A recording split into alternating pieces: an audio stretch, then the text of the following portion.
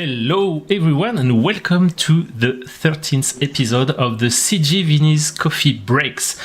This is the last live stream of the year because we are almost on holidays, and to celebrate this I make myself a special present, which is who is an invitee of quality, who is Emily Bisset, that you don't see yet, but you can. She's here. But before to talk a bit with Emily, I want to show you why I invited her, because actually she really boosts my audience, and I want to show, for example, she really helped me. Just let me share something here. Yeah, so I see here. So this was at GDC last year, so that's the best way to introduce. We are day 3 at Adobe Max, and there is two ways to start the day. You have the brain way, super active, the morning, you see, preparing up everything, and some people need some concentration, like Emily, who is preparing. So Emily, how was your day? It was really good. And the bash yesterday night? The bash was really good. Okay. We were all very sensitive. Okay, the bad news for Emily is that she has to talk all the day because she will make some Instagram takeovers, so I think she will appreciate. So you choose the Brent way or the Emily way. Hello Emily, let me show your face to the world. Here we go. How is it going? Hello! So, I'm so happy to be here, thank you. Yeah, I'm super happy too. I hope the music is not too loud in the chat. Don't hesitate to share with us if everything is fine. In theory, everything was great. Emily, that's a pleasure. For people who don't know you, who are you? What are you doing in your life? That's a great question that I ask myself every day. Who is she? So I am Emily, and I am a 3D technical artist on the Substance team at Adobe, and I get to work with Vincent now and then. For example, like in that video at Max. It wasn't at GDC, it was at Max. It was at Max. Sorry, I'm a busy guy. Yeah, you belonged in that pile of cushions at that point. Exactly. But yes, and I like spreading the Substance love in whatever Substance apps I can use for things. But yeah, and I love just talking about Substance, and I will literally do it until people tell me not to. And so I think it's going to be super fun to do it tonight as well. That's weird, and it's good because I think not only the audience wanted to know, but also the Substance 3D team wanted to know what you are doing in the Substance 3D team. No one was sure, so you are actually just doing something. Up. Yeah, exactly. And you do. Showed you are up doing one day, and they were like, I guess. Exactly. And first question that you may try to guess, so we'll give you 10 minutes to think about it. What do you think is the favorite color of Emily? So 10 minutes, you try to guess. We put some clues, but I don't know if they will get it. And also, this is a special, we work in 3D VFX, so we made some special effects. So let's do that. Look. Hi, Emily, how's it going? Oh, hi, tiny little Vincent. That's you. Are you ready? Oh my God. Okay, so I hope you love this. That was crazy. If you, I can make a tutorial about that. That's not easy. We spent so long practicing that. Yeah, so there are some people in the chat. Kelly is here, who was with me yesterday. Kelly Reco, Alexandre Becquet, Louise Melin, your partner in crime. That will come here as well at some point. Kelly, Louise, get ready. And Anthony Raoul as well. I hope I pronounce it well. If you have any question at any point for Emily, don't hesitate about the meaning of life, about everything. She's ready to answer. So I'm full of knowledge on that respect. Yeah. So right now you work with the Substance 3D team for more than a year right now, I think. Yeah, I started in February 22 because it was the two of the two of the two. Exactly, and we met the first time at Off Barcelona. But before that, how can you explain us a bit your background that leads you up to here? Tell me about your past and your journey. My past. Yeah. Yeah, well, it's a pretty short one compared to most people because of my obviously youthful looks. I'll just like point that out. That's perfect. But I graduated in 2020, and I was a big fan of putting stuff on the rookies. And I remember like putting like stuff out there on the rookies as I was graduating, and like obviously Alwyn Hunt is the co-founder of the rookies, and like it was such a surreal experience because now I get to work with Alwyn sometimes as well, which is crazy. I always have like a fangirl moment every time like we get to chat and everything. But yeah, so that was in 2020, and then I went and I did an internship for Gillette, which is like the shaving that I don't use, but which should be yeah, good. but I do. That works. That's why they hired me. Yeah, I shave it, but I wasn't really using much substance in that. It was kind of just visualization, but like not really using substance. But then in my evenings, as I was doing that job, I started discovering like Substance Designer, and that's like where it all kind of kicked off. I was just doing it in my evenings all the time because I'm sad like that. And I know other people out there, you will get what I mean. Like you find this passion and then you can't stop. Yeah. So that's what I was doing for that. And I think Pauline Boiteau was like the mother that really like inspired me to start doing all that kind of stuff. And it was nice because we have such a great community with Substance Designer. You get to know lots of really lovely, talented artists. For example, Kelly from yesterday. Yeah. Like I always look at her work and I'm like, what? How is this happening? Like, how does she do that? She follows a therapy to try to get better. Kelly, we are with you on that. Yeah, you gotta get better, Kelly. But yeah, and so all that kind of stuff, and that's how I met Louise as well. So Louise Melin, I knew her before we worked together because we both kind of started using Designer at the same time, which is so cute. Because then we got hired together. Yeah, at the same time. That's great. Yeah, it's I love Louise. Shout out to Louise. Yeah, great person. But yes, and so doing that, I then finished my internship and started just freelancing because, people had seen some work and then they had jobs for me, which was nice. And sort of doing fashion viz, a lot of it was just kind of making Substance Designer materials for fashion projects for people, or I did a little bit of TV film, just doing texturing or Substance Designer in that. So not much, and then I joined Adobe. I don't have a huge list of things that I've done, but that's okay. No, you made lots of stuff, and they are pretty impressive. And at this time, before you were in the team, I was a community manager, and I was sharing your stuff most of the time because it was beautiful, and it still is. I mean. But I don't know why I was thinking you were French, because Bisset, your family name sounds really French. It is French. Yeah, and just an anecdote. So because I'm working when I do an interview, and I've been browsing, I've been googling you, and you made a 3D school, and you have a passion for sailing, right? And if I'm not wrong, you chose one of the reasons because you choosing your school was because it was close to the sea, right, or something like that. Yeah, it was. It was because it was close to the water, and I like being close to the water. Yeah. So if you are planning to build one day a school, just think about the environment, because you may have talent that you never know. Yeah. There you go. And they have a really cool like XR suite now that I've not seen yet. I really want to go see it sometime.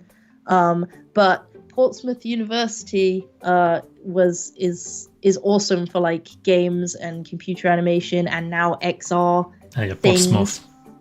and it's also by the sea, so you can go and you can sail when you're down there, and it's almost like an island, so you can walk, like you can't ever get lost there, because if you walk too far, you just hit water. Yeah, and if you've hit water, you've gone too far, like on any side, so you can never get lost, which is what I love about Portsmouth, because I always get lost. Okay, that's great. That's interesting. And if you are curious, just try to find a beautiful video of Emily making the promotion of the Portsmouth School. I won't give the link because you have to work a bit, but that it's worth it. You are making it perfectly. You don't have to find it if you don't want to, and that's fine too. Yeah. But it's out there. So, a few comments on the chat. So first, Louise Melin, who is here, is telling you that she loves you too. It's important. Fox XXR, who is our wonderful community manager, Val, is here as well. And Kelly, who is suggesting to build a school in Corsica, who is a French island, south of. It would be a dream come true. The hard part, Kelly, the hard part is to build it in Corsica. to build stuff, the French people, building stuff in Corsica can be tough. If you get a big enough boat. Yeah, you can make it in a boat directly, it's true. And then you could study 3D anywhere. It's true. We are like students of the world. Emily, what I propose I'm going to share once again your ArtStation and see what you're doing. So give me a second, doing it live so people are seeing it right now. And well, you have done lots of stuff. So we made a bit of selection regarding the important steps in your career. So I think the first one you told me to share was this fabric, right? The embroidery material. Yeah, the embroidered material. That was kind of the first real go I had at Substance Designer. I was trying a couple of things before that, and then I was like, I probably know enough now. And then so I just tried to attempt that. I didn't actually ever follow an actual tutorial for Designer. And that's kind of what's so beautiful about Designer, is because the actual interface is not that complicated compared to like other 3D softwares or compared to like Painter or something. Yeah. Designer, you're just kind of throwing nodes in there. It's just what nodes when, right? Yeah. And so I think I followed a couple of time lapses just on YouTube or something, just with people building random materials, and just figured out, okay, well, you connect nodes up and certain nodes give you certain results.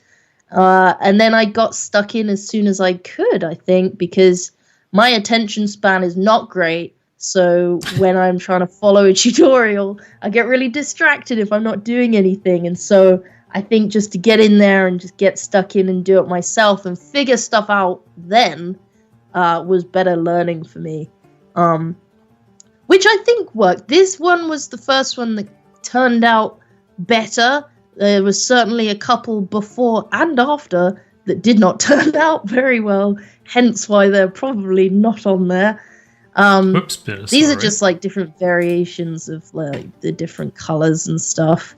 I don't know if the graph is on there. I have a picture. Let me check. Graph. Oh yes. Oh, it is. I have that graph saved as it's called. Let's download Oh my god, help! No, it doesn't want to download. It will put. Well, trust me, this is this one. You don't need to get that close to it to know that it's a bit of a spaghetti fest. Yeah, yeah. It was before the portals, so the portals. Yeah, and also my first time kind of with a bigger graph, and I didn't really know how to organize things very well. You made frames. You give names to the frames. Now it's not that bad. We can know the different step. And here you even made a video. Let's download that. Let's see if it wants to download first. But yeah, as you say, you are a big fan of Pauline Boite's work, who is like a fabric master. Oh yeah, big inspiration to this as well. She just makes like the most beautiful things I've ever seen. Yeah, she's the same with a lot of like artists. Like I get out when I show people Designer just in work. Like if I'm showing some students or something like that, I will always whack out Pauline Boite's work and also Kelly's work as well. I love like Kelly's Lion King, which I know you guys touched on. I watched the stream yesterday, like the Lion King animation graph, whatever you want to call it.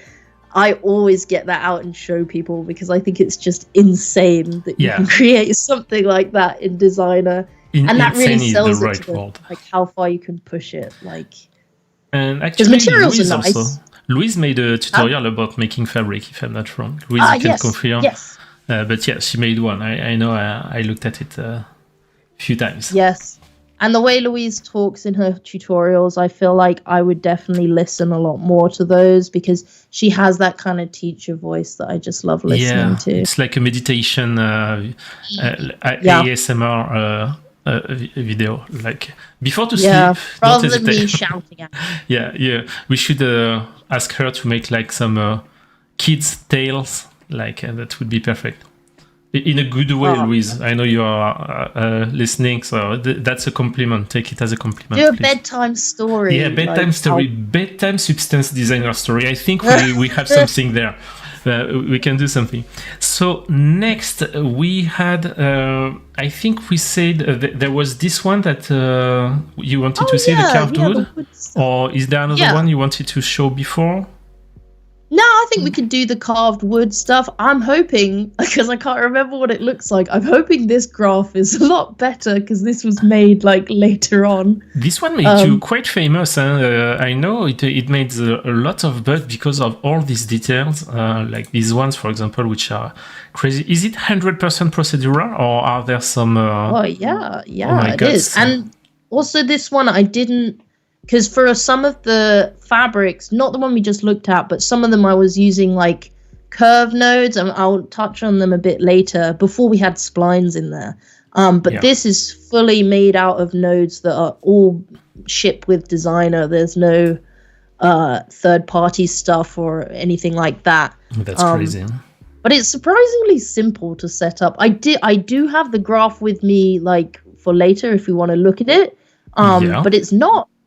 Well, after, we've looked at Kelly's like insane graphs yesterday, I don't know if I can really deliver much more information with that graph because it's simple, just putting shapes together, using blends, blend is friend, and just making a giant graph out of it, just building it up from there.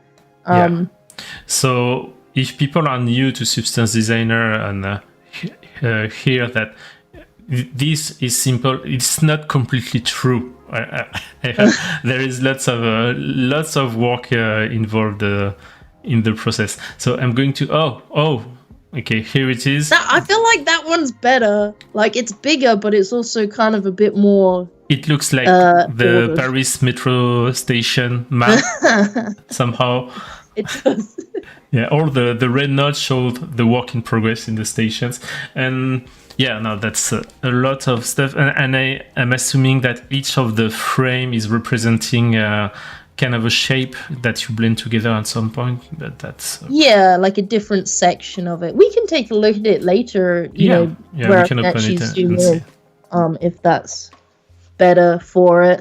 But I think with that graph, I also added the trim sheet within that same graph, which now that I'm older and wiser, I should have just put it in a different graph and just reference the graph in. Okay. But, I like a challenge and I like to figure things out later on in life. That's awesome, honestly. And some love in the chat for you once again. First, Louise reminds us that we are not supposed to sleep when she's making tutorials, which is true.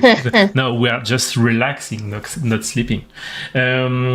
Jamie, sorry, holy moly, that's awesome. Alexandre said that he met you at Max this year, and it was awesome to meet, and Louise as well, and he said it was awesome to meet girls like this.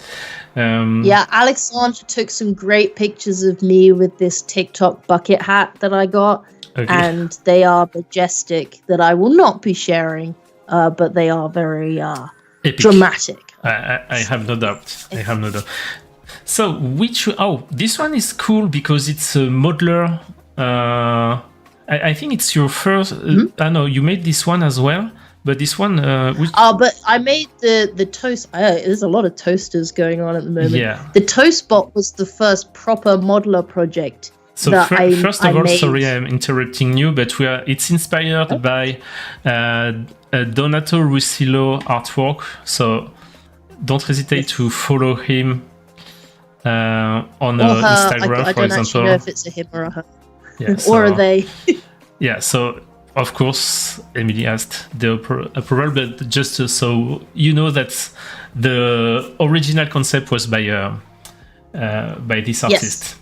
And no, yes, let's and I speak about followed that. them for ages as well, and I really liked all of their little characters that they made.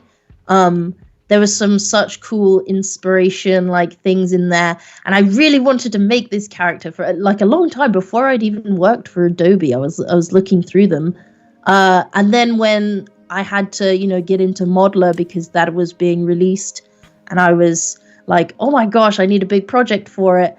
I thought, oh yes, I can do it. And so I asked them, and they were like, yes, you can make this in 3D. Thankfully, because it was such a cool project to do. And it's a really awesome character, and it allowed me to kind of make almost like a realistica version of it, which was nice. Yeah. So yeah, that's in Modeler, and that just doing one big project in Modeler, suddenly now like I feel like I can use it for whatever. Like, it only really takes one big project that you get stuck into to really learn that piece of software, which I think is really cool because, man, I've done a lot of projects in Maya and I still don't know the full extent of how to use it. I'm always Googling stuff with it. So it's nice to have a program to model in where I know how to do things. Yeah, I agree. For anything. I agree. I am an extremely bad modeler in general, and I managed to do some stuff with the Substance 3D modeler, so I'm happy. But not at this level, of course, but this is great. And do you remember how long did it take you to do something like that, more or less, in modeling part, the modeling good part? Question.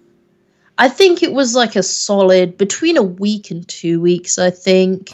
I spent like 3 or 4 days modeling it, and then at the time, like the retopology in Modeler, it was good, but for certain things I needed in Painter, I had to just quickly take it into Maya and just do it manually, kind of, and then put it into Painter and apply all these cool materials and stuff. I think the red material is a kind of car paint that Lawrence Corrigan gave me because he had made like a car thing, and then I added like all the wear and stuff to it. And then the smoke is fake. I'm sorry, it's not a smoke simulation. I'm not that talented. That's just Photoshop. Yeah, well, it's part of in Stadia you can. Yeah. And why make things harder for yourself when you have Photoshop, right? Yeah, exactly. But yeah, and so rendered in Stadia as well, and that meant I could just do a PSD export and then just fiddle around with it in Photoshop, add that kind of bloom to it, and stuff like that. I think, yeah, I really liked it, and I'm so happy that they let me use the concept for this as well, because I can't think of things like that. Yeah. And it came out really cool, and I got to show them, and they seemed really happy with it and shared it and stuff. So it was really nice to do that, and it got me learning Modeler, which is good. That's a nice one. By the way, once again, if you have questions for Emily in the chat, don't hesitate. I have some questions for her, of course. But if you want to add some to the pile, that's even better. So let's continue our wonderful adventure.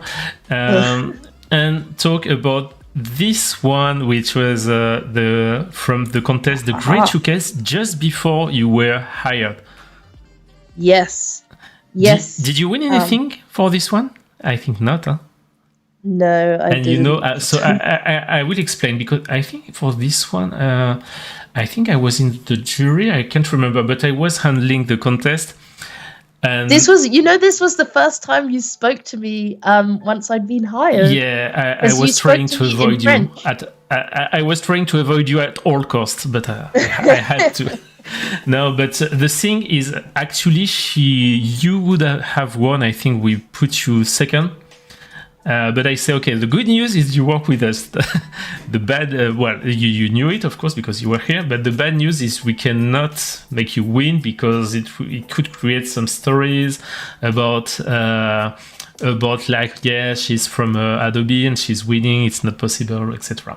But the quality was there, and we were definitely impressed. So once again, it was a contest like 3 years ago, at least. And the goal was we provide the model and people have to just paint it, texture it within Substance 3D Painter. Yeah, like a meat mat, but like with the exactly. shoe. It was a shoe mat. Yeah, I liked it, and you know what? I really liked the iRay renders that came out of this. So the renderer inside Painter, I love that. I liked Stager, like I did the Stager renders, like some of these are Stager. I think I had an issue at the time. It's solved now, but at the time, like certain parts of the mesh, the normals weren't showing up correctly. Okay. So you can see that actually on the front of the shoe in the Stager renders only. In the iRay renders, it's fine, but in the Stager renders, the front part of the shoe where it's quilting is flipped, and don't ask me why it was just the front part, because I racked my brain trying to figure it out. But the good news is that no, it's solved. Yeah, it is solved now. And Kelly, so we're fine. But, Kelly saying that it was actually her favorite entry. So congrats, you have won the Kelly prize. I don't know what she will send you, but now she has to send you something. That's all that matters. That's all I care about. But yeah, no, and so these iRay renders came out looking really lovely. Like, if you had a bit of depth of field and you've got all of the things behaving as they behave in Painter, you don't have to worry about the transition to a different program. You can see it here where the quilting looks different on the front of the shoe. I couldn't figure it out. What's super interesting is first the attention you give to the color selection first between so either, and also to those fine details, because even if we look from far or from close, there are stuff to see, I would say. I don't know if you know what I mean, but yeah, first the color palette that you choose is super nice in all your projects, not only this one. The Art Deco thing around the ankle, that was a Substance Designer material I think I made like way before that, and I thought, oh my gosh, I can use it for this one. But yeah, no, I thought it's a nice theme. I would love to do it again and like do better things to it. But it was such a cool competition. I love designing shoes. I'm not very good at it. I'm better at just following like a tech pack or a concept art. Design is not my forte, but I enjoyed just trying to have a go at it. And it's super nice. By the way, this logo, does it mean something in particular, or is it? Nope. No? Okay. No, it was... I made it in Designer, though, I think. Yeah, I think that was in Designer. Because you can see it on the other parts of the shoe. It's part of like a vine thing with leaves and flowers. And I didn't know what to put there, so I just stuck another one of those on top. And the bottom of the shoe was fun as well. Yeah, but everything was fun, honestly. And that's the concept was awesome, honestly. There was cool entries in this concept. And let's see. Then, so you made this one. We'll finish with this one for good reason. You also made this shoe recently, and mostly to show the 3D path within Substance 3D Painter, right? Yeah. Oh wow, what a game changer that was. That was like my favorite update for all apps this year. Like that was so cool. The fact that you can do that now. Just looking at, the shoe we just looked at, the peacock shoe.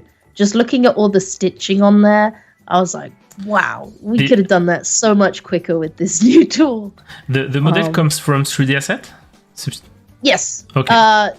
Yes, but I also changed it slightly in Maya because I think the assets one was a little wider and I wanted it a little bit thinner. Okay. So but then this was the details without details here, and this Emily's contribution, which is awesome. Using like the height just to add in all the panels and stuff, because that's what we love to do as texture artists. You gotta bring it all in the texturing phase, because I can't model very well. Yeah, but I agree with you. The 3D pass gives so much. I think so much confidence, I would say, because you can just try, replace, and do stuff like that. Well, anyone who's a lover of substance designer will appreciate it because we love the non-destructive workflows. Yeah. Because usually we're very destructive people. So it's nice. We're completely different in the software, but in life, it's better avoiding us. Yeah. So it's nice to be able to just try out stuff. That's why I love designers so much, because I can never make my mind up on one design. And so now that we have this ability in Painter, like for this bit, where you can change all the different styles of the kind of border around that panel, and you don't have to repaint it every time. Oh my gosh. When I think about what we were doing like before the update came out, it makes me want to cry. You have to like redo all of them every time. And funny enough, okay, I'm going to close this video. Sorry. Let's go back to our face right now. Tack. Funny enough, at the same moment, we provided the splines also in completely different technology within Designer. Yes. Which was a pain also before to make some shapes, complex shapes. Yes. And I know Louise made a series of great tutorials that are available on the official channel. But yeah, that's funny because people were asking at first, hey, do they work together? No, that's just like a coincidence, I would say, but a good coincidence. It was the year of the splines. /paths. Yeah, exactly. /curves. The year of the splines. I think, in Designer they're called splines. In Painter we call them paths. Or we do have paths in Designer as well, don't we? If we do have what, sorry? Paths. Paths? Paths. Sorry, it's my French accent with your English accent. I think. Like 3D paths. Path. Pass. Sorry. No, I know. I always. Thanks, Jimmy. Yeah, path. Yeah, I got it now. I'm a bit slow. And, it's my British accent. I'm a little slow, and I'm a very French people. So, but so path. No. We made some. But yeah, they do have paths in Designer. I think as well. You have like. Yeah, and spline and path. It's two technology. But I'm going to invite Louise anyway, so she will explain everything once again, or maybe she will want. Emily, what I'm proposing you, if you want, I know you made a beautiful purse that is available also on your ArtStation, but what we decided could be cool is to show the different steps you make. So what I'm proposing you is to share your screen, if you don't mind. Yes, I shall. Thank you.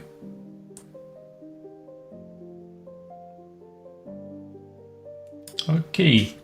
Here you go. So now we see your screen.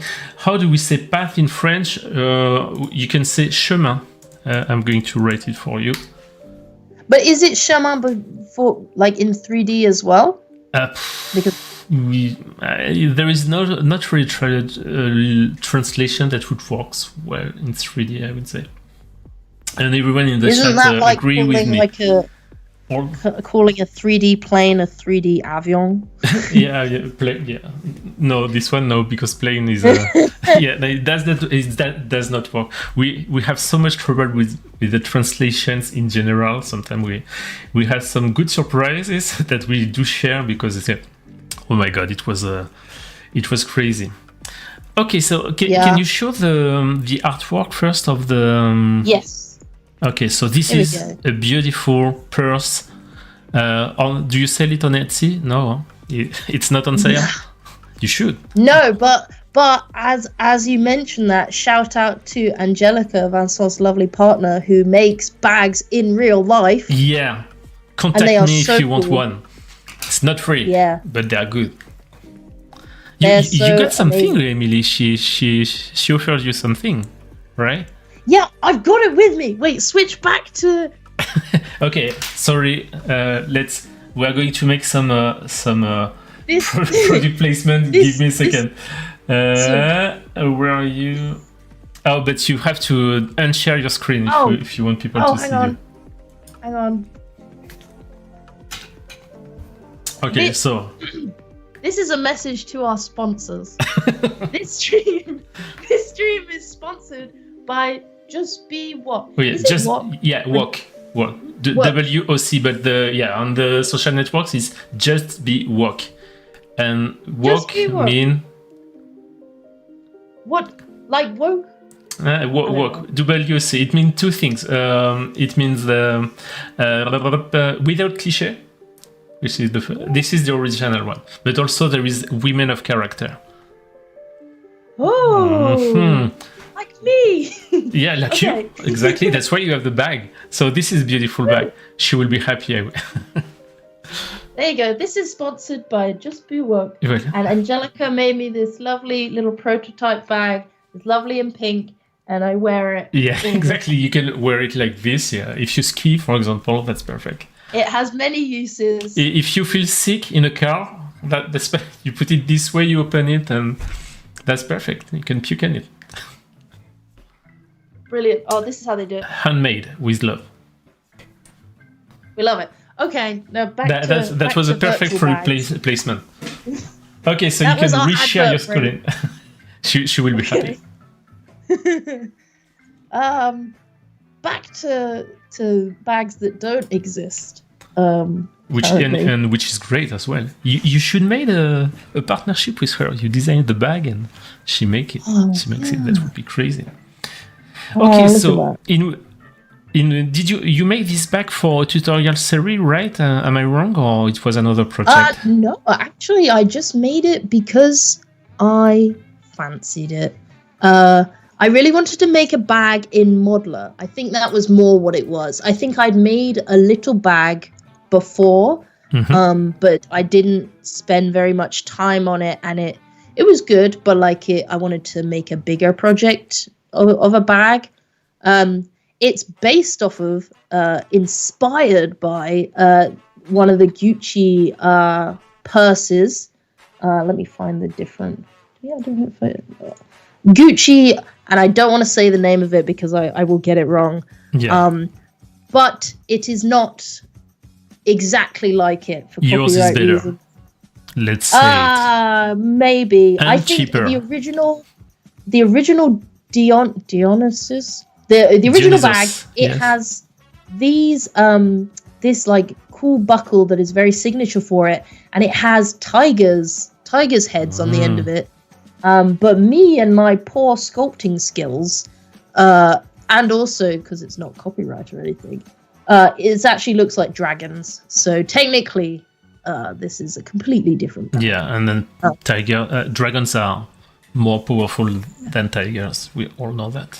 Exactly. So, just gotta level up.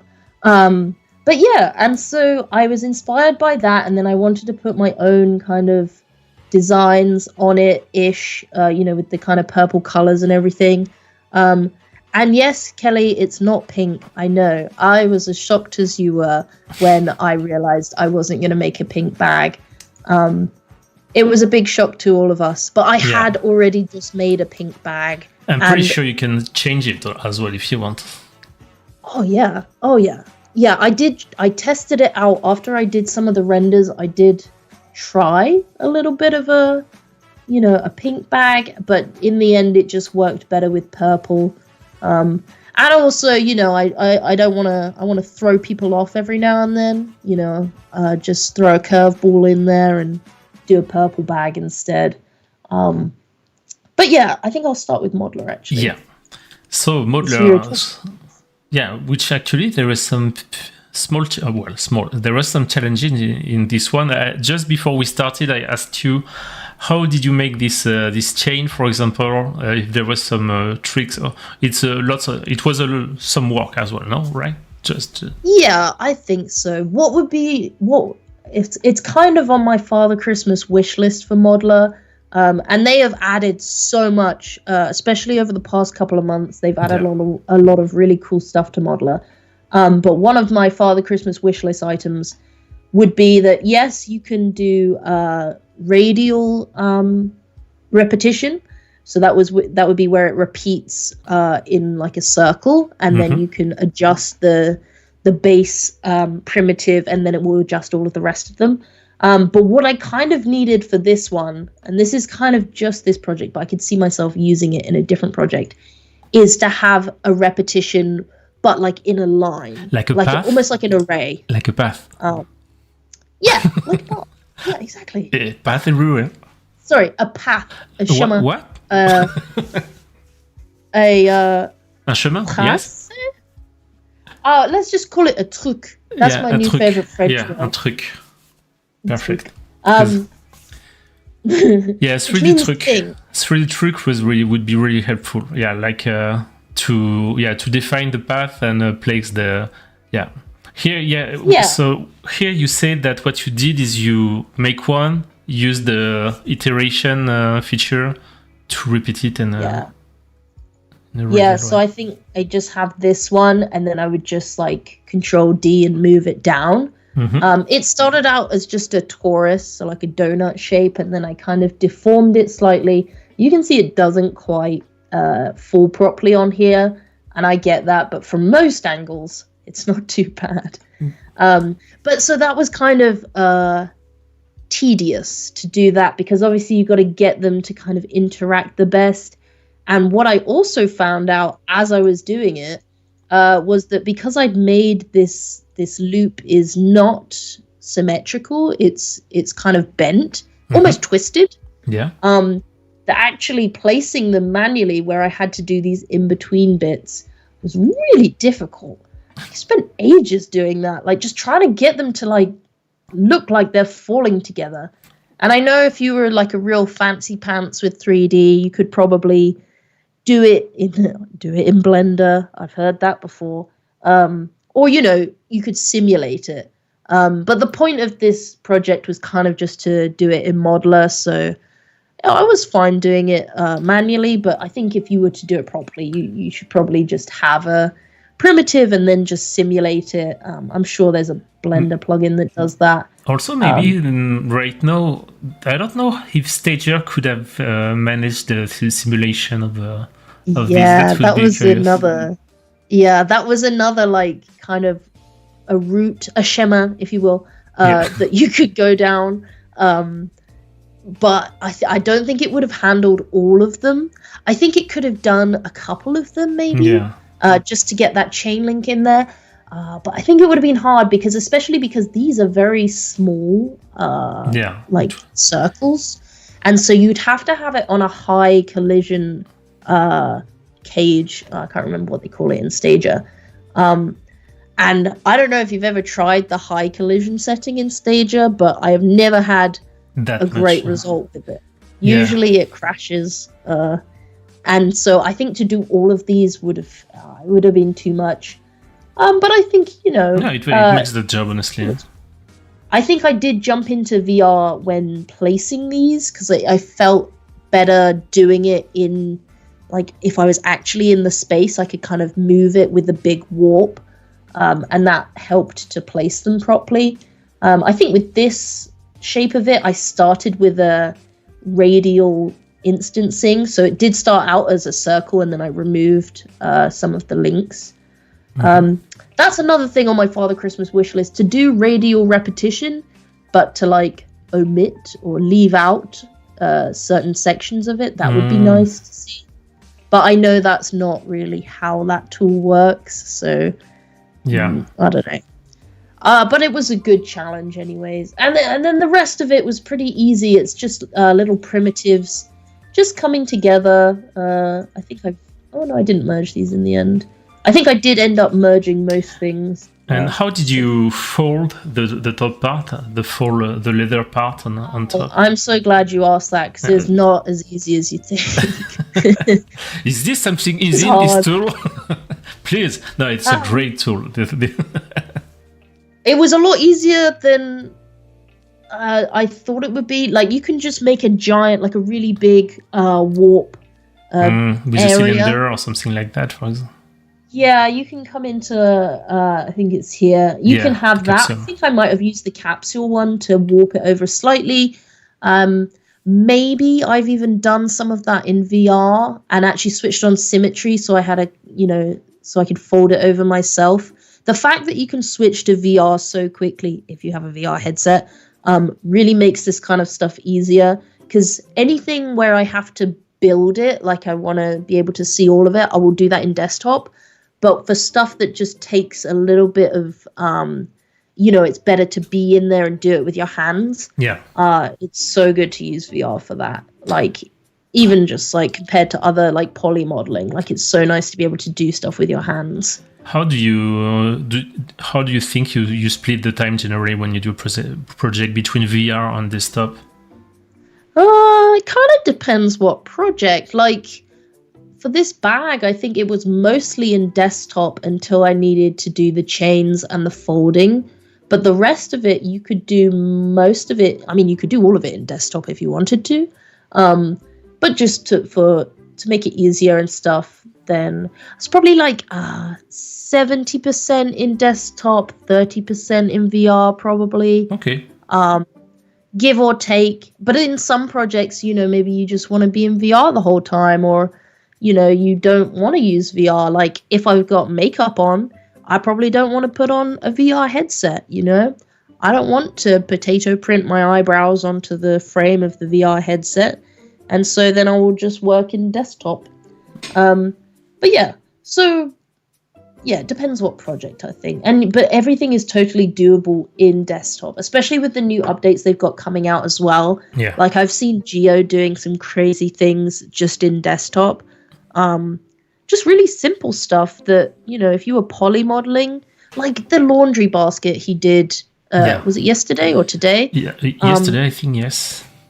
Yeah, like, to be able to, like, just cut out, like, holes into a laundry basket and to taper it and all that kind of stuff take you ages, like, if you were poly modeling. And, Booleans, or in my experience, have never been that great in poly modeling. Like, they always end up looking a bit weird.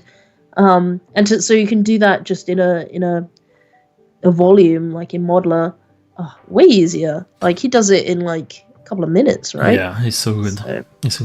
A funny thing in the last update that I like, as a beginner, I always feel stressed for some reason with the viewport, and the fact that they added materials, that right now you have PBR materials directly within there, and I don't know. I made a small Lego character a few days ago, and the fact that I directly put something that looks like the final plastic Lego plastic look, I felt better. I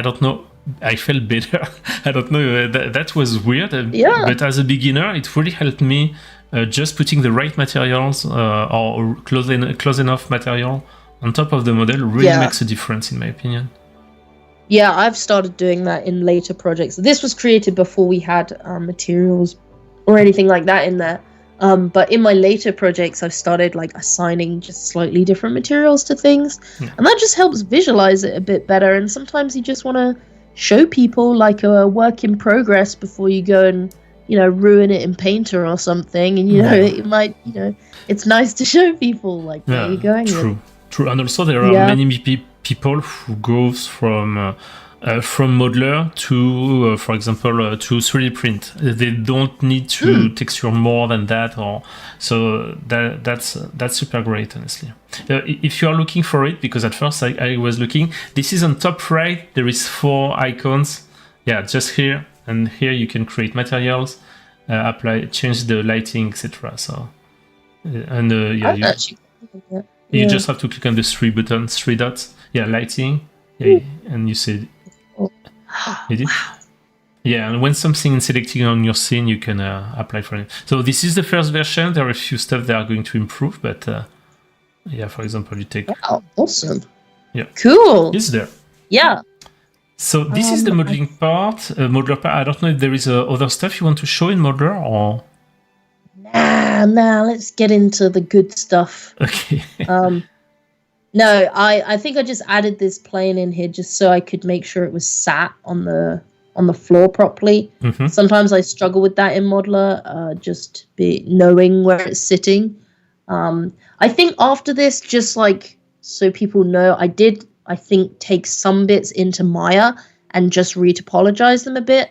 I know, I think the retopology tool in Modeler is a lot better now than what it was. Yes.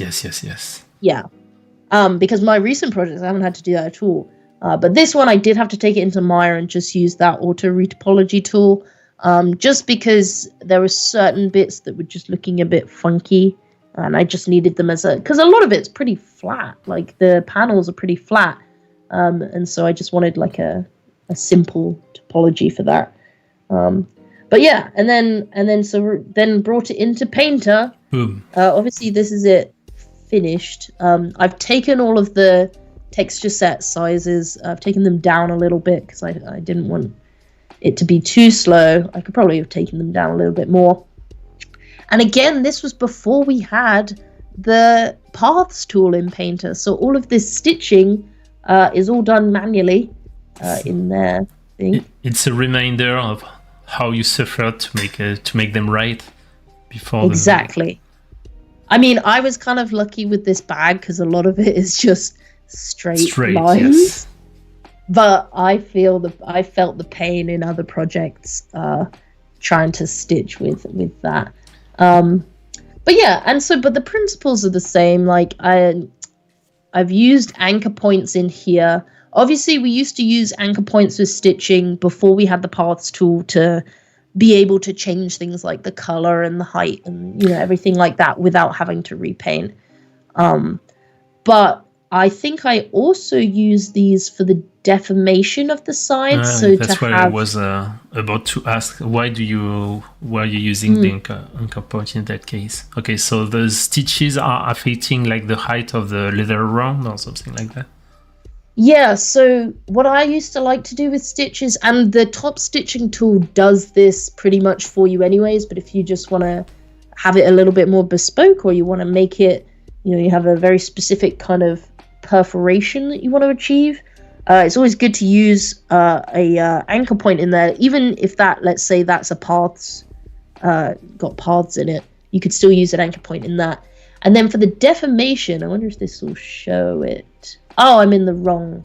Meanwhile, you are looking. Just for people who don't know, anchor point it's a way to create a reference to a resource in your layer stack that you can use somewhere else above in your layer stack. So, for example, you can use the stitches and use them to apply to dirt on another level around the stitches or to change the height map. So this is just a reference point.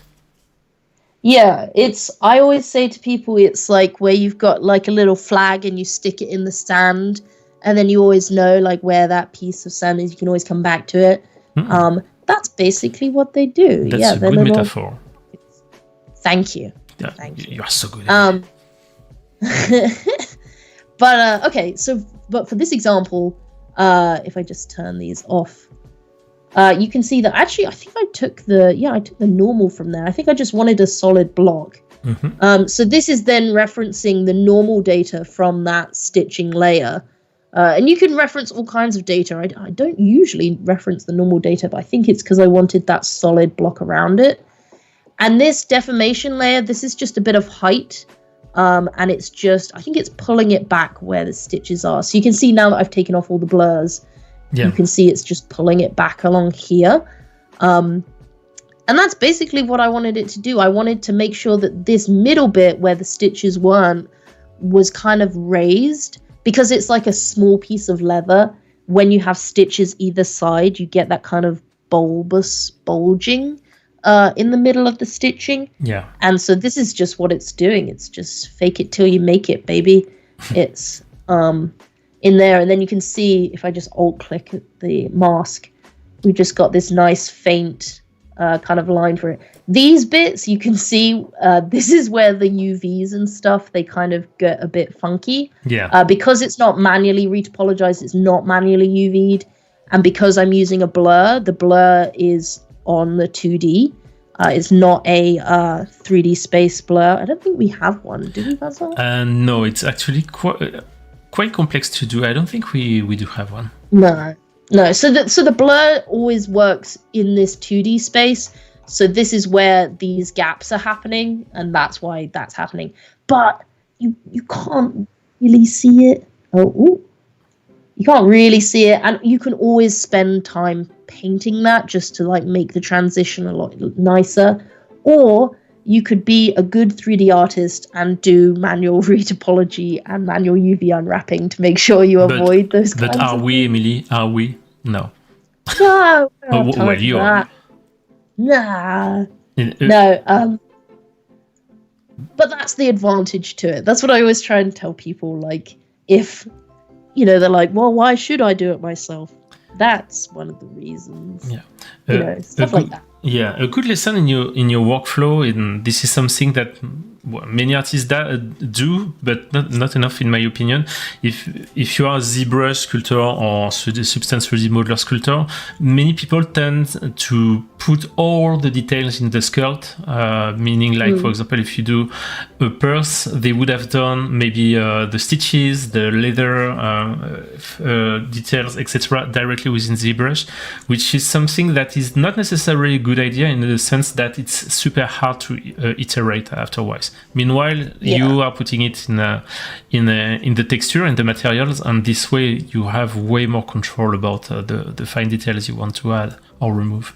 Yeah, and there's nothing like too wrong about putting in the details in ZBrush. I see people doing it a lot, but for me personally, I know I change my mind a lot, and I know that you get clients that change their minds a lot. Exactly.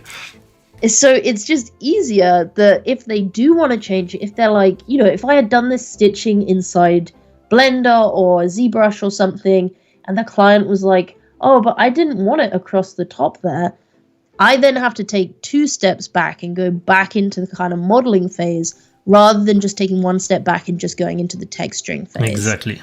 And now that you have paths, I mean, it's just way easier, because back before paths, I would just erased it and then just redone it however they want it.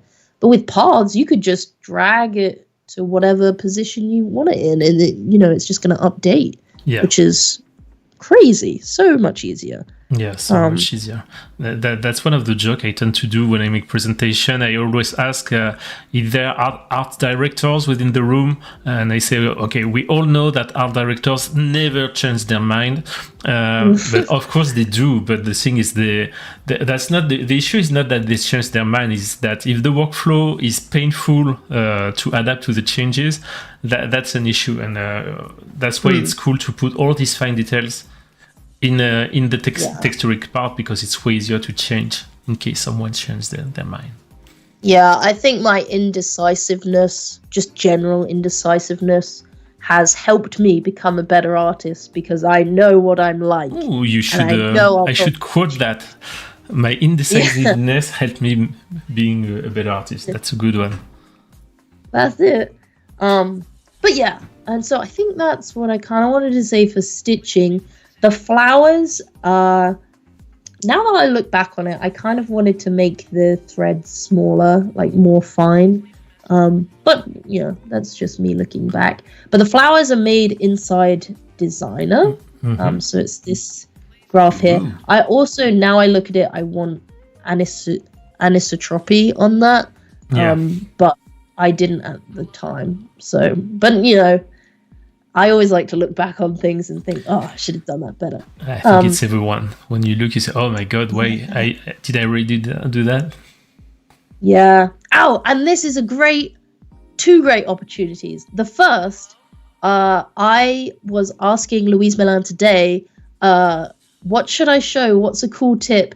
Kelly's done loads of cool tips in her video yesterday. I'm really scared I won't have anything of sustenance to say. And she said, oh, just tell him about the the thing where you're on a transform 2D node like I am here, and you can right click, you know, if you just want to turn it 90 degrees. Oh, that's not working. Oh yeah, turn it 90 degrees. You can right click, or you can mirror it, or scale it by 2, scale it down by 2, instead of like, you know, holding down shift and doing it like that, right? Apparently that she didn't know that at the time that I didn't as well. Yeah, You told and me, then, oh my god, I didn't know that. yeah. So this was my nugget of wisdom, which I'm sure loads of people probably know. But Yeah, in the chat there apparently is, some people what? I didn't know. You see, I think sometimes we are extremely good at making new feature and not that good at communicating about that, because sometimes, yeah, it's here for 3 years now or more. Okay, I didn't know. Yeah. To be fair, I didn't know what this thing did until I saw Louise's spline tutorials. I never knew that was a thing either. There was a couple of things, like Louise and I did like a joint getting started little training just internally. And we each like took turns kind of explaining certain things ages ago. And I was watching Louise's and she was watching mine going, oh my God, I never knew that. Like, Yeah, there is some this is stuff what like is so nice about designer. There are some really lovely, simple, obvious things, obvious to some people, that other people don't know about. And if you watch someone work in designer, you know, you watch your time lapse or you watch Avancel's live streams, you pick up on these things that you never knew existed. And then you find out all these it's simple things. It's like a bit playing Minecraft when you are in the Substance 3D tool. Sometimes there are some great features and say, oh my god, I didn't know. Also, you meet someone and said, do you know that you can do that? And oh no, I didn't know. I've been using this for 10 years and now that's the first time I know that. Do you know another one that got me as well, which I think people do know now, but when I, like the first year, maybe 2 years of using Designer, I didn't know about the thing where you highlight that and if you press X, it'll swap them. I didn't know that for ages. Yeah. So also, the unplug plug with Shift. There are many people who don't know that you can unplug. Yes. Yeah, like that. The control, all this stuff are, well, they are not. If you don't go to the documentation, it's not you cannot go. So our recommendation is to go to the documentation, even if we know that just 5% of people will do it, more or less. But that's good for me because it means that I can make tutorials until the end of my days, which are coming soon. Yeah, well, you know, it's all these, and because a lot of us, like I did, and I'm sure a lot of other people using Designer, they most of them self-taught, or they learn, you know, in their free time, or they didn't really learn from a genuine, like a real life source. And so sometimes we don't know what we don't know. Exactly. I felt this a lot when I was first working in it. Like when I was a young artist, and I would come in and I would look at other people's graphs, and sometimes I would learn things from the graph and I'd be like, oh, I didn't know you could do it that way. And sometimes I would see people's graphs and go, oh my God, they don't know that you can do this thing, and it's so much easier. Yeah, you know. And so it's that's why it's such a crazy software, because you can achieve so much in so many different ways, and there is no right or wrong way of doing things, unless you're looking at like optimization and stuff. But really, if you're getting the good result, for the most part, it's fine. And there is something also with Designer, because as you say, there is the trick that you just show, which is, well, it's built in, so maybe looking at the documentation we can find it, but there is also that there is not combinations, that someone will find a recipe that is great and that we share with the world, that is, oh my God, I didn't think about that before. That's what I love actually with Substance 3D Designer, is there is always someone, okay, do you know if you put like this node with this node, you will obtain that effect, and say, oh no, I didn't know, that's great. Like the RGBA split. Yeah. Like that was mind blowing when I think I saw it probably on one of Pauline's graphs. And then I started like experimenting and using it for myself. And then even now, like I show it to people that are, have been trying out Designer, and they're like, oh, it makes so much sense. Like, oh, I get it.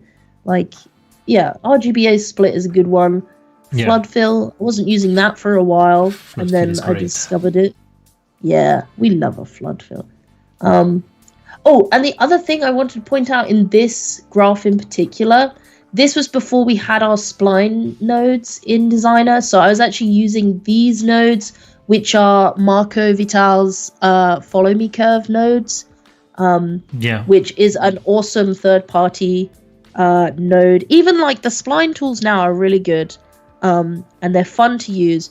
But sometimes if I just want a quick node, like just to spread things out on a curve, sometimes I'll still use Marco's nodes because they're really nice to use, and just chuck one in there. It's brilliant. So definitely check those out if you're looking to make spliny things and you don't necessarily want the whole setup of splines. They're a good alternative to use as well. True.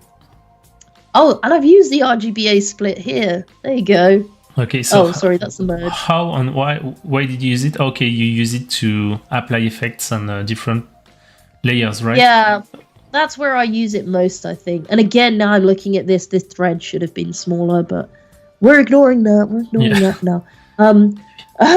But it was because I wanted this thread to be a different color. But obviously, I had a lot of leaves to place. Maybe, if you don't mind, we can go back to the root of the leaf. Oh, so yeah. Not all the full graph, but maybe just so people understand how did you build this leaf. Yeah, it all starts with a piece of thread. Just like, like in art class where you try and draw a person and you just start drawing little blobs and sausages. Like we all do that. Yep. Well, mine remain as blobs and sausages. Mine never make it to actually looking like a person.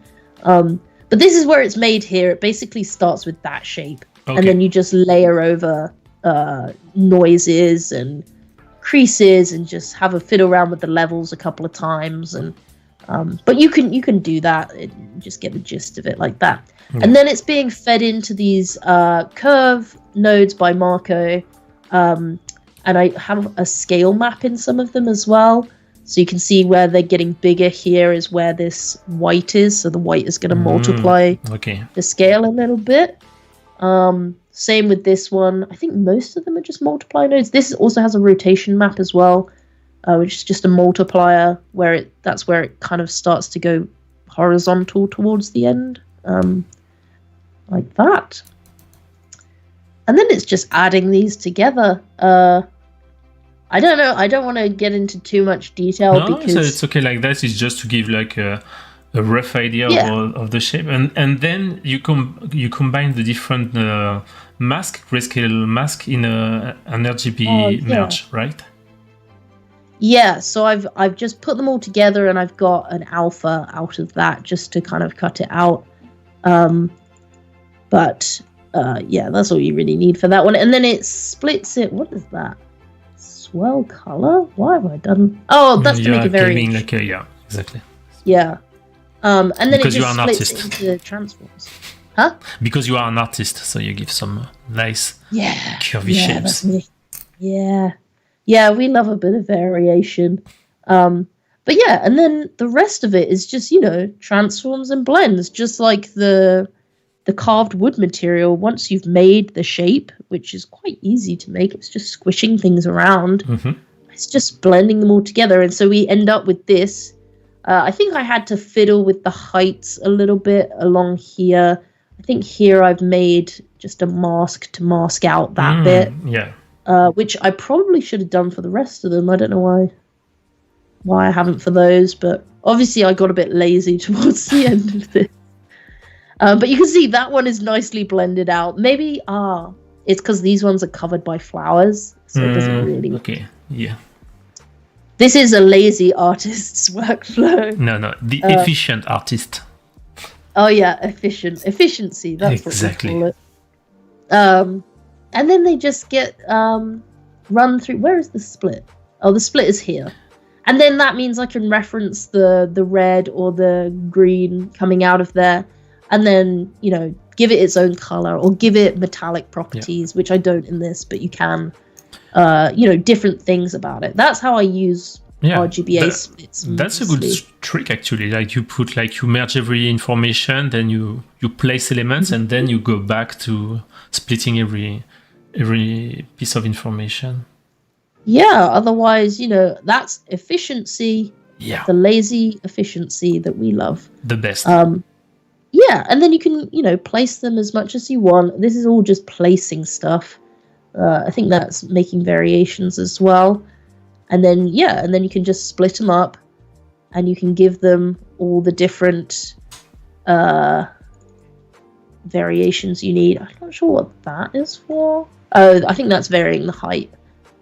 And then you end up with something of that nature. Obviously, there's more nodes in between. But yeah, and then I could use that. I could bring that into Painter and just kind of plop it in there and just move it around and place it how I want it to. For the sequins, I did debate at one point putting the sequins in the graph and having them like on top of it already. But again, being the efficient, lazy artist, I didn't do that. So instead, I made just a sequin. I call it a brush. It's not really a brush, but I used it as a brush.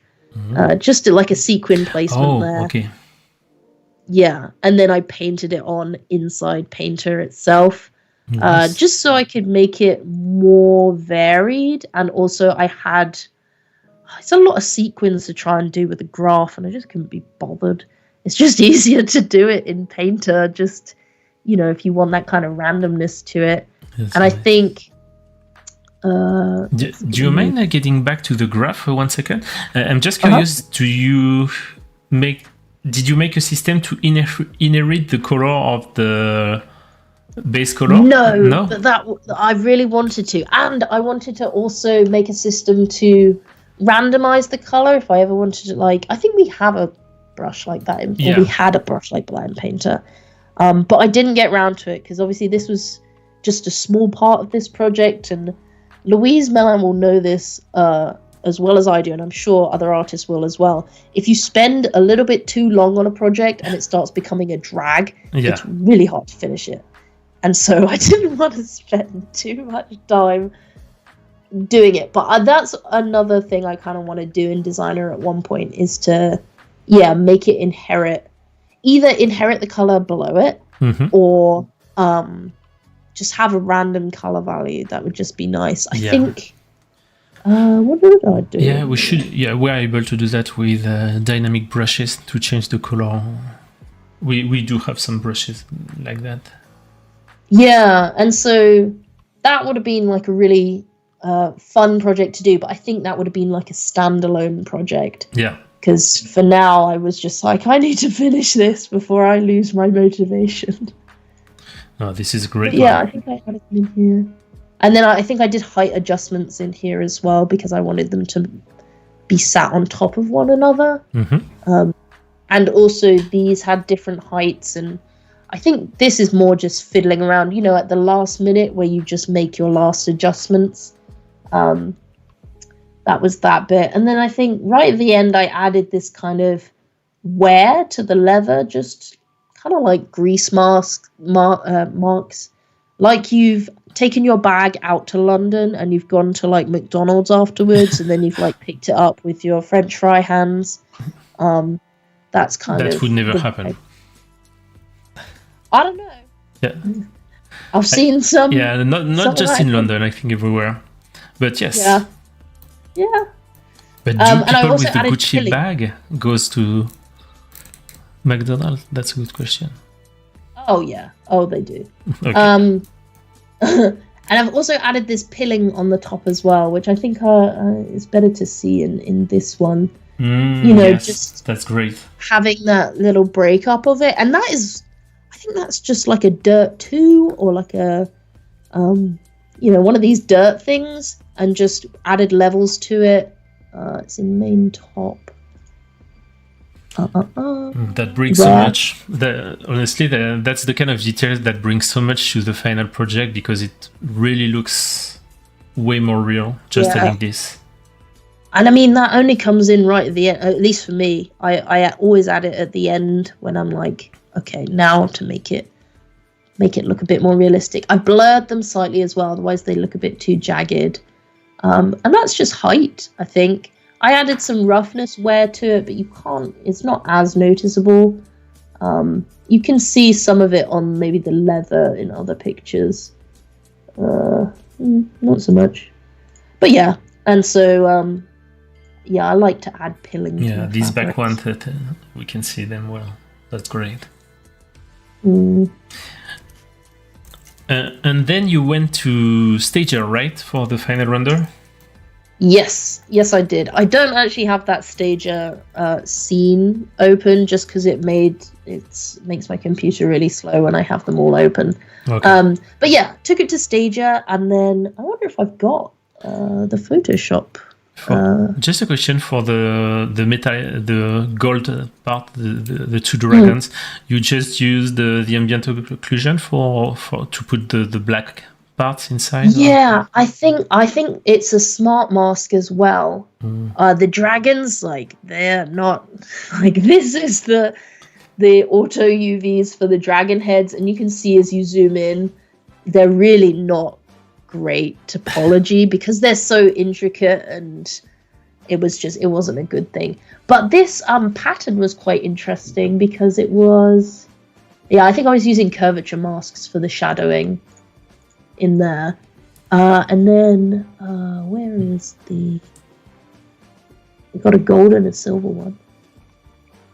Is it the metal ring pattern. I think I made this pattern in Designer, I think. I don't have the file for it. Okay. But it's warped on there or something. Oh, here we are. Yeah. Okay, so it's kind of a material. I think it's just height and a little bit of ambient occlusion in that material. You can probably see it somewhere. Anyways, you can see it there. And that's, again, would have been so much easier with the paths tool. To make like to follow exactly the shape. But I think I warped it on, maybe. Something like that. In the chat, in case we are going to get close to the end of the live stream, sadly. So if you have questions, that's the right time to prepare them, to add it in the chat so I can ask them to Emily. Be creative. Be creative. But yeah, and so again with the paths tool, it would have been just so easy to just go ba ba ba ba ba, and then have them going around. But I think I used a warp projection, where you've got the lattice, and I did it very tediously around that little ring, which was not as fun as as the path tool. But for Painter, especially for Painter, I would say there was like some key features that were released in 2023 that are just majestic. Like the 3D path tool, as you say, that was something that was requested by any industry. I think fashion, of course, to place stitches, but I think it's useful for any kind of project. Oh, it's beautiful. For sure. Yeah, I'm trying to open one of the renders from it. I don't know if it's gonna. I'm using the beta at the moment because my main Photoshop isn't playing ball with me, and I don't know how to fix it yet. But yeah, I think this is just a render of the front on of the bag here, and then to please Queen Kelly, we can just adjust the saturation of it this way. You can put a pink. We got it. Unless we leave the metal out of it, so we can we can make another. Yes, of course you can. The color they chose a really close one for the masks, color masks. Yeah, I know, that was a bit annoying. Yeah, these, and also I'm not going to do the bits in between. Yeah. I can't get in there. These are generated automatically by Stager, by the way, when you export as PDF. Yes, they are, and it's super helpful as well. Yeah. Oh my gosh. So many times, like, if I don't want to re-render it and I just want to change the color. Dang it, I've got the other thing in there. Oh well. But yeah, so you can see so many different color variations. Yeah. Lovely. So pink is possible. Pink is always possible. Yeah, pink's always possible. And also, I think this one does the metal. So we can change some of the metal. Yeah. For a nice pink metal as well. I don't know how that one's... As always. Yeah. Best. Oh, it works well, like in copper. Yeah, because I tried it in silver as well. If we just take the saturation down, silver was an option, like that I was kind of thinking about. Because I do like silver and purple, but I actually do prefer it with the kind of like a brassy gold. By the way, or just a good tip, in Photoshop is as you have the depth, which is generated as well. This one you can use it. There is a blur, I think a lens blur filter, and you can use the depth of your image to simulate a depth of field, which is way faster than doing it, for example, in at the rendering time. So that could be something that people use. Should show that. Yeah. One. Going to show that one day. Yeah, I would. But yeah, there you go. It's already taking all of that. Oh well. But there you have it. The PSD Stager export. Yeah, easy. Well, Emily, we have seen lots of stuff, no? Yeah, I mean, can I you can go on forever. Yeah, I can imagine. Well, maybe you can stop sharing your screen for now, and we are going to conclude this with people. If people want to ask questions, they are shy. That's the issue.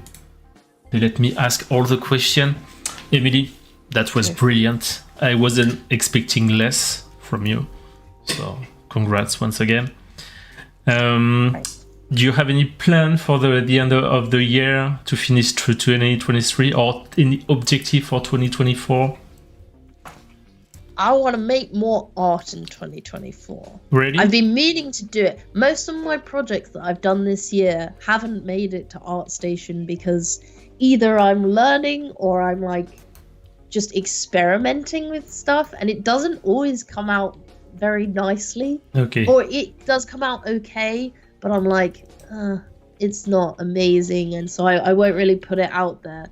And so I think this year has been a year of learning, like lots of things, and I'm hoping next year I will make some more cool stuff. And I'd like to use a bit of designer a bit more. I think I haven't used designer as much this year, and I got to like use it a little bit like a couple of months ago just to try out the splines and the paths, and they're so powerful. And I miss designer, so maybe I'll make some more designer materials next year. Nice. That's good. Question, like a philosophical question, it's important as well. If you wouldn't have been a 3D artist, what would have you done in your life? It's a good one. Yeah. I would have liked to have sailed, but also, I don't know. Probably just sailed around the world. Wouldn't that be fun? That's a good project. I'll start at Portsmouth, obviously. Of course. And go to Corsica and open a 3D animation school. A 3D boat animation school? Yeah. That could be good stuff, you know? You say to people, okay, we go for 3 weeks, we cross the Atlantic. I don't know, you do. And meanwhile, you just have to stay alive first and to learn 3D. That's a good concept. What a way to pass the time. You know, learn a bit of 3D while you're doing it. Why not? Well, that's perfect. I don't see any question in the chat. So, Emily, thanks a lot. That was great. That was fun. And, thank you for having me. Well, you will come back. I don't know when, but be prepared. So I will wait 2024 so you get some crazy cool stuff, project that you're going to work on. And by the way, Kelly is saying that she would come with you on this boat. Actually, there would be Yes. 2 good teachers. I'm pretty sure people who would get there would be super happy. But yeah, that could be Wouldn't it a be good way, like a good way. Oh. Or So making a road trip but by the sea to make some presentation everywhere. That it's would be like crazy. a remote studio, but an actual remote Ooh. studio. Mm. Actually remote. Even for only the taxes, you can make some taxes evasion this way. Ha ha. Ha ha ha. Well, Emily, thanks a lot. That was great. I hope you have liked this format, because if you do, I will do more. Tomorrow, if you speak Spanish, I'm going to talk with Cristobal Villa, who is a great substance designer artist as well. If you don't speak Spanish, you have a bit less than 24 hours to learn it. Thank you once again, Emily. Do you want to say final words, thanks to people or anyone? That's your time. I'd like to thank my mother, Louise Mellin. No, thank you so much for having me on here. I think this is so. I was saying this to you, Vincent, before we started streaming, but I think it's really cool to be able to see people that are using designer and have them just chat about stuff. Because I think we all kind of know who designer artists are. We're all aware of them, but we don't always get to see them just have a witter about designer or about substance or something like that. And so I'm sure Louise will be on here at some point. I really enjoyed Kelly's, and I would love to see Marco Vital. I would love to see him on here. I would also spoilers. I would also love to see Nicky Marinov on here, because he just did that really cool thing with the suitcases, and he made the cobwebs in Houdini and then brought them into designer. Just that whole thing, I would love to see a breakdown of that. So I think this is a really fun live stream to do, and I hope you do more in English or a little bit of French. I don't know much. Yeah, I do in 3 languages, so either we're lucky you speak 1, 2, or 3 languages, but if not, for example, Cristobal, I'm making in Spanish. But yes, if you have some names, of course. Luis, for example, will make it in 2 languages at least. Luis, know that? I don't know if she speaks Spanish. If she Learn speaks some Spanish, Spanish. yeah, maybe she does speak Spanish. I don't know. Anyway, thanks everyone for watching. This was my last live stream in English of the year. I hope you liked the series. I made more than 50 in year this year. It was crazy in 3 languages. Hope you liked it. Have happy holidays. I hope you have been nice and you will receive the presents you deserve. Thanks again. See you in 2024. Bye bye. Thank you. And Ciao. thank you, Basil.